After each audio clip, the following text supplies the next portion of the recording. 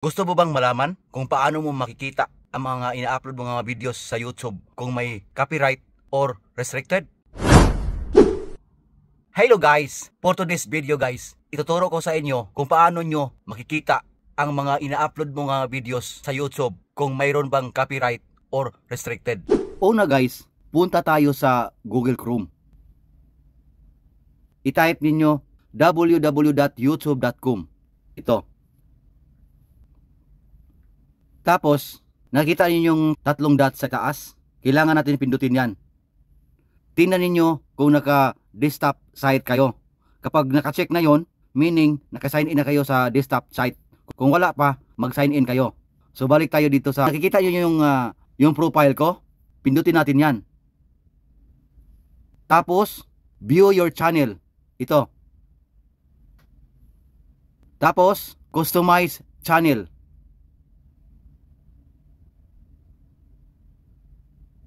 Tapos, i-zoom natin. Nakita niyo yung sign na YouTube? Ito. Pindutin natin yan.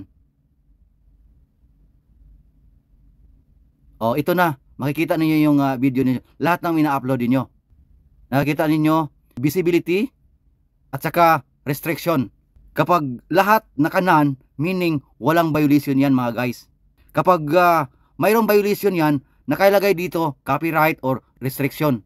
So kapag mayroong nakalagay dito sa na copyright, kailangan ninyong i-delete. Kung paano i-delete, nakita niyo yung box dito. Ito yan, example natin. Yon. Hahanapin niyo ang delete. Nasa ibaba ang delete. Hindi natin i-delete yan kasi wala tayong violation guys.